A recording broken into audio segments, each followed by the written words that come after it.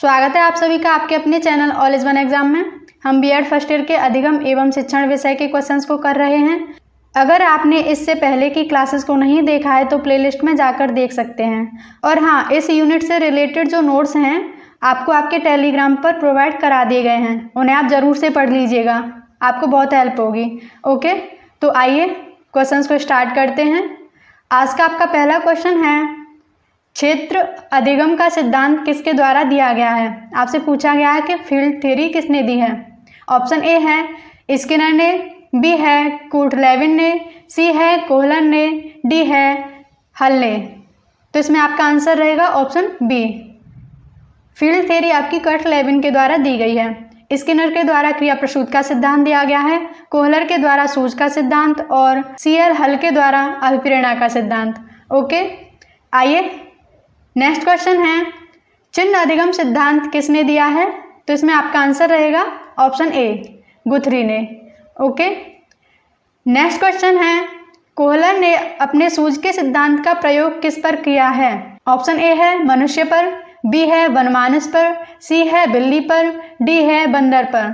तो इसमें आपका आंसर रहेगा ऑप्शन बी, उन्होंने सुल्तान नाम के एक वनमानस पर प्रयोग किया है।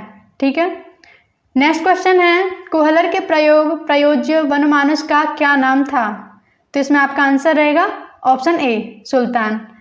नेक्स्ट क्वेश्चन है, कोहलर ने अपना अधिकांश प्रयोग किस पर किया है। तो इसमें आपका आंसर रहेगा ऑप्शन सी, बंदर और वनमानस दोनों पर। नेक्स्ट क्वेश्चन है, सुल्तान के पिंजड़े में छड़ी के साथ और क्या रखा गया। तो सुल्तान के साथ पिंजड़े में केले को रखा गया था। ठीक है, छड़ी रखी गई थी, केले भी रखे गए थे। उसके अलावा एक प्रयोग में बॉक्स को भी रखा गया था। ठीक है, नेक्स्ट क्वेश्चन है, अब्राहम मास्लो ने किस मानव प्रेरक पर अधिक बल दिया। ऑप्शन ए है प्रतिष्ठा प्रेरक पर, बी है उपलब्धि प्रेरक पर, सी है अधिकार प्रेरक पर, डी है आत्म कार्यान्वयन प्रेरक पर। तो इसमें आपका आंसर रहेगा ऑप्शन डी। आपको पता ही है कि जो अब्राहम मास्लो ने प्रेरक बताए थे वो 5 बताए थे। ठीक है, नेक्स्ट क्वेश्चन है, कोहलर ने वनमानस को सिखाने के लिए क्या रखा था। कोहलर ने वनमानस को एक कमरे में बंद किया था जिसमें बॉक्स भी रखे थे, केले भी रखे थे और छड़ी भी रखी थी। ठीक है, ऑप्शन सी इसमें आपका आंसर रहेगा। नेक्स्ट क्वेश्चन है, कोहलर ने सूझ द्वारा सीखने हेतु निम्नलिखित विशेषताएं बताई। ऑप्शन ए है प्रणोदन, बी है समस्या प्रत्यक्षीकरण, सी है अचानक सफलता, डी है उपयुक्त सभी। तो इसमें आपका आंसर रहेगा option D. Okay, next question है, क्लासिकल अनुबंधन सिद्धांत किसने दिया। ऑप्शन ए है पावलोव द्वारा, बी है कोहलर द्वारा, सी है कोफ्का द्वारा, डी है कुर्टलेविन द्वारा। तो इसमें आपका आंसर रहेगा ऑप्शन ए, क्लासिकल कंडीशनिंग की थ्योरी इवान पावलोव ने दी है। ठीक है, नेक्स्ट क्वेश्चन है, निम्नलिखित में से किसमें अंतर्दृष्टि अधिगम है। तो इसमें आपका आंसर रहेगा ऑप्शन सी, कोहलर के वनमानस में अंतर्दृष्टि अधिगम है। ठीक है, पावलोव के कुत्ते, स्किनर के कबूतर में अभ्यास का नियम है। ठीक है, नेक्स्ट क्वेश्चन है, स्किनर ने अपनी क्रिया प्रसूत अनुबंधन सिद्धांत में किस पर प्रयोग किया। ऑप्शन ए है कुत्ते पर, बी है बंदर पर, सी है कबूतर पर, डी है भालू पर। स्किनर ने जो प्रयोग किया था वो कबूतर पर किया था। ठीक है, और चूहे पर भी किया था। नेक्स्ट क्वेश्चन है, सीखने के प्राथमिक नियम किसके द्वारा दिए गए हैं। तो इसमें आपका आंसर रहेगा ऑप्शन ए, थॉर्नडाइक ने 2 प्रकार के नियम दिए हैं, प्राथमिक और द्वितीयक। प्राथमिक नियम बताए हैं इन्होंने 3 और द्वितीयक नियम इन्होंने 5 बताए हैं। ठीक है, नेक्स्ट क्वेश्चन है, थॉर्नडाइक के प्राथमिक नियम हैं। ऑप्शन ए है तत्परता का नियम, बी है अभ्यास का नियम, सी है प्रभाव का नियम, डी है उपयुक्त सभी।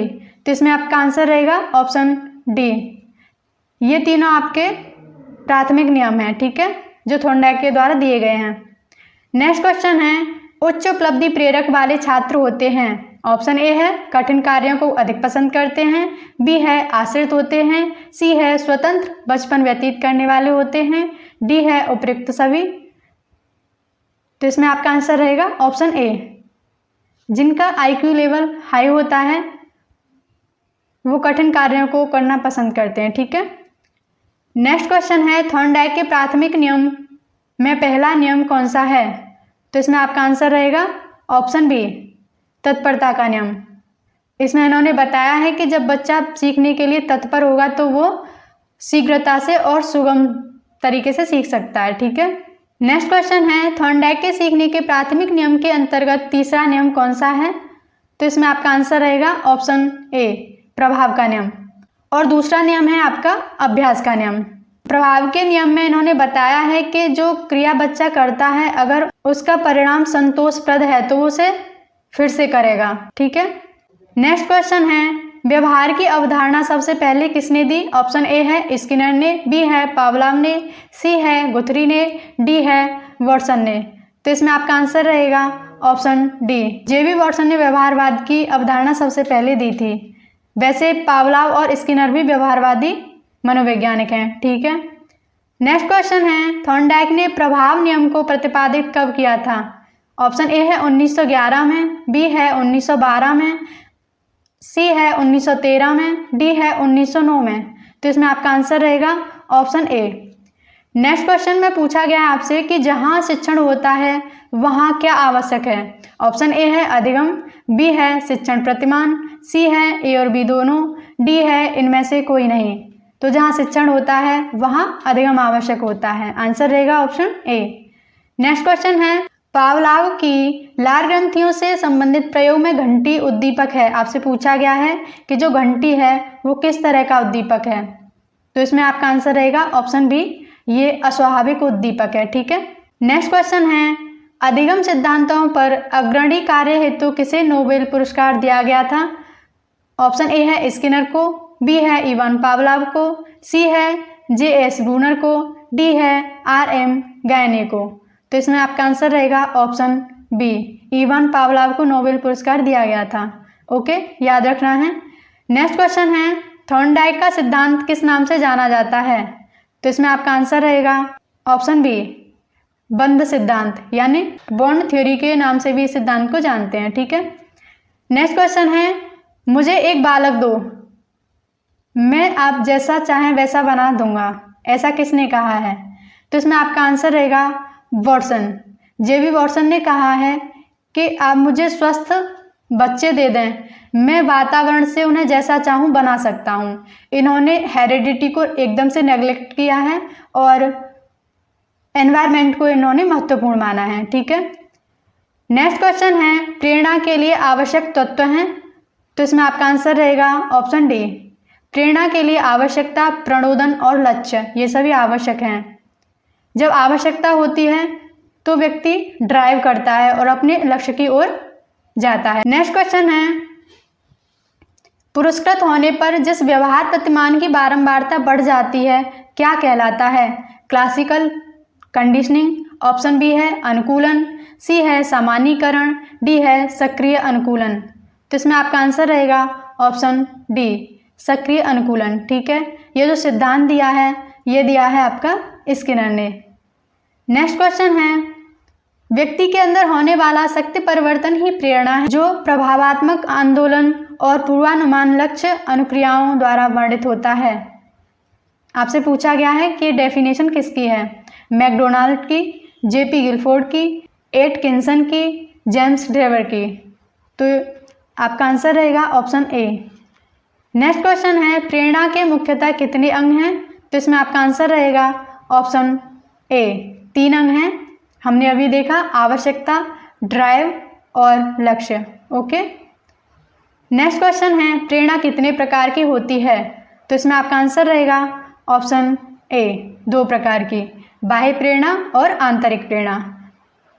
जब व्यक्ति आंतरिक रूप से प्रेरित होता है तो उसे आंतरिक प्रेरणा कहते हैं, और जब व्यक्ति किसी बाह्य कारणवश अभिप्रेरित होता है तो उसे बाह्य अभिप्रेरणा कहते हैं। ओके। नेक्स्ट क्वेश्चन है मुख्य रूप से प्रेरणा को कितने वर्गों में विभाजित किया गया है? तो इसमें आपका आंसर रहेगा ऑप्शन ए। नेक्स्ट क्वेश्चन है भूख, प्यास, काम, नींद इत्यादि किस तरह की प्रेरणा है? तो इसमें आपका आंसर रहेगा ऑप्शन ए, ये बायोलॉजिकल प्रेरक होते हैं। ठीक है। सामाजिक प्रेरक होते हैं, समाज में अपना प्रतिष्ठित स्थान बनाना, ये सामाजिक प्रेरक हैं। ठीक है। नेक्स्ट क्वेश्चन है, प्रणोदन का क्या अर्थ है? ऑप्शन ए है मूल प्रवृत्ति, बी है सामाजिक प्रेरक, सी है शारीरिक रूप से उत्पन्न प्रेरणा, डी है आवश्यकता। तो इसमें आपका आंसर रहेगा ऑप्शन सी, शारीरिक रूप से उत्पन्न प्रेरणा ही प्रणोदन का अर्थ है। ठीक है। नेक्स्ट में आपसे पूछा गया है प्रेरणा का संबंध क्रिया के किस पक्ष से है? तो इसमें आपका आंसर रहेगा ऑप्शन बी। आप जानते ही हैं क्यों प्रेरणा का संबंध क्रिया के पक्ष से होता है। ओके। नेक्स्ट क्वेश्चन है, प्रेरणा का संबंध क्यों के प्रश्न से होता है, यह किसका कथन है? तो इसमें आपका आंसर रहेगा ऑप्शन डी, क्रैच एवं क्रचफील्ड का। नेक्स्ट क्वेश्चन है, मूल प्रवृत्ति पर आधारित व्यवहार में संगतता रहती है लेकिन प्रेरित व्यवहार होता है। आपसे पूछा गया है कि मूल प्रवृत्ति पर आधारित व्यवहार में संगतता रहती है लेकिन जो व्यवहार है वो किससे अभिप्रेरित होता है? तो इसमें आपका आंसर क्या रहेगा? ऑप्शन बी, परिवर्तनशीलता से। ठीक है। नेक्स्ट क्वेश्चन है आपका, प्रेरणागत व्यवहार का कार्य है। ऑप्शन ए है उत्तेजना, बी है दिशा सूचक का, सी है संपोषण का, डी है उपयुक्त सभी का। तो प्रेरणागत व्यवहार का कार्य है ये सभी। आंसर रहेगा डी। नेक्स्ट क्वेश्चन है, प्रेरणा का प्रारंभ होता है। तो इसमें आपका आंसर रहेगा ऑप्शन ए, आवश्यकता पैदा होती है, व्यक्ति उसके लिए ड्राइव करता है लक्ष्य प्राप्ति के लिए। ठीक है। तो इसमें आपका आंसर ए रहेगा। नेक्स्ट क्वेश्चन है, प्रेरणा की समाप्ति किस पर होती है? तो इसमें आपका आंसर रहेगा ऑप्शन बी, जिसके लिए व्यक्ति ड्राइव करता है उसको प्राप्त करने के बाद उसकी प्रेरणा समाप्त हो जाती है उसके लिए, तो उद्दीपन प्राप्ति से प्रेरणा की समाप्ति हो जाती है। ठीक है। नेक्स्ट क्वेश्चन है, उद्दीपन संबंधित होता है। पूछा गया है कि जो स्टिमुलस है वो किससे संबंधित होता है? ऑप्शन ए है बाह्य वातावरण से, बी है आंतरिक वातावरण से, सी है ए और बी दोनों से, डी है इनमें से कोई नहीं। इसमें आपका आंसर रहेगा ऑप्शन ए, स्टिमुलस बाह्य वातावरण से संबंधित होता है। नेक्स्ट क्वेश्चन है, मैस्लो ने मानवीय आवश्यकताओं को कितने भागों में बांटा है? ऑप्शन ए है 3, बी है 4, सी है 5, डी है 6। तो इसमें आपका आंसर रहेगा ऑप्शन सी, मैस्लो ने मानवीय आवश्यकताओं को 5 भागों में बांटा है। ठीक है। नेक्स्ट क्वेश्चन है, मैस्लो की आवश्यकता का क्रम है। अब्राहम मास्लो ने सबसे पहली जो आवश्यकता बताई है वो फिजिकल नीड बताई है। अगर फिजिकल नीड व्यक्ति की पूरी हो जाती हैं तो उसके बाद उसे सेफ्टी की नीड होने लगती है, फिर उसके बाद उसे स्नेह और संबंध की नीड होने लगती है, आफ्टर दैट उसे सेल्फ रेस्पेक्ट की आवश्यकता होती है। ठीक है। तो ये क्रम उन्होंने बताए हैं। नेक्स्ट क्वेश्चन है, मैस्लो ने मानवीय आवश्यकता का वर्गीकरण प्रस्तुत किया, वो कब किया है? तो इसमें आपका आंसर रहेगा ऑप्शन बी, 1954 में। ओके, याद रखना है। नेक्स्ट क्वेश्चन है, मैस्लो ने अभिप्रेरणा की आवश्यकता को कितने वर्गों में विभाजित किया है? तो इसमें आपका आंसर रहेगा ऑप्शन डी, 5 भागों में। और हाँ, इससे रिलेटेड जो भी नोट्स आपको प्रोवाइड कराए गए हैं उन्हें आप ज़रूर से पढ़ें, ये सभी क्वेश्चंस उससे कवर हो जा रहे हैं। ठीक है। नेक्स्ट है, मैस्लो ने उच्च स्तर की आवश्यकताओं, सम्मान तथा यथार्थीकरण की प्राप्ति हेतु किसे प्रभावशाली माना है? तो जो मैस्लो हैं इन्होंने जो 5 आवश्यकताएं बताई हैं, जिसमें से नीचे की 3 उन्होंने निम्न स्तर की आवश्यकताएं बताई हैं। वो 3 हैं फिजिकल नीड यानी कि शारीरिक आवश्यकता, सुरक्षा की नीड और स्नेह की नीड। ये तीनों इन्होंने निम्न स्तर की आवश्यकताएं बताई हैं। और ऊपर की 3 सेल्फ रेस्पेक्ट वगैरह ये इन्होंने उच्च स्तर की आवश्यकताएं बताई हैं। ठीक है। तो इसमें आपसे पूछा गया है कि उच्च स्तर की आवश्यकताओं को यथार्थीकरण की प्राप्ति के लिए किसे प्रभावशाली माना है? तो इसमें आपका आंसर रहेगा ऑप्शन ए, आंतरिक अभिप्रेरणा को इन्होंने प्रभावशाली माना है उच्च स्तर की आवश्यकताओं को पूरा करने के लिए। नेक्स्ट क्वेश्चन है, मैस्लो ने निम्न स्तरीय आवश्यकताओं हेतु किस अभिप्रेरणा को अधिक प्रभावशाली माना है? तो इसमें आपका आंसर रहेगा बाह्य अभिप्रेरणा को। ठीक है। और उच्च स्तर की आवश्यकताओं को पूरा करने के लिए आंतरिक अभिप्रेरणा को याद रखना है आपने। नेक्स्ट क्वेश्चन है, निम्न में से जैविक प्रेरक हैं? तो इसमें आपका आंसर रहेगा ऑप्शन डी, नीड, प्यास और भूख, ये सभी जैविक प्रेरक हैं। ठीक है।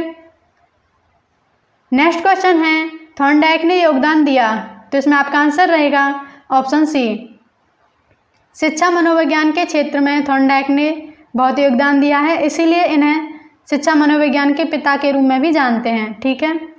नेक्स्ट क्वेश्चन है, अभिप्रेरणा स्वास्थ्य सिद्धांत का प्रतिपादन किसने किया, तो इसमें आपका आंसर रहेगा ऑप्शन बी, फ्रेडरिक हजरबर्ग ने। ठीक है। नेक्स्ट क्वेश्चन है, अभिप्रेरणा की प्रविधि है, तो इसमें आपका आंसर रहेगा ऑप्शन डी, प्रशंसा, नवीनता और पुरस्कार स्मरण अभिप्रेरणा की विधि हैं। ठीक है। नेक्स्ट क्वेश्चन है, निम्नलिखित में से कौन अभिप्रेरणा की प्रविधि नहीं है, तो इसमें आपका आंसर रहेगा ऑप्शन डी, बाह्य प्रेरणा अभिप्रेरणा की विधि नहीं है। नेक्स्ट क्वेश्चन है, प्रेरणा का प्रकार है, तो इसमें आपका आंसर रहेगा ऑप्शन सी। आपको पता ही है जो मोटिवेशन है वो नेगेटिव भी होता है और पॉजिटिव भी होता है। ठीक है। आज हम अपने क्वेश्चंस को यहीं तक रखते हैं। आपकी जो 3rd यूनिट है वो कंप्लीट हो चुकी है। इससे रिलेटेड जो भी नोट्स आपको प्रोवाइड कराए गए हैं उन्हें आप ज़रूर से पढ़ लें, क्योंकि इससे बनने वाले जो भी क्वेश्चंस हैं वो इससे कवर हो जा रहे हैं। ठीक है। नेक्स्ट क्लास में फिर मिलेंगे, तब तक के लिए take care and bye bye.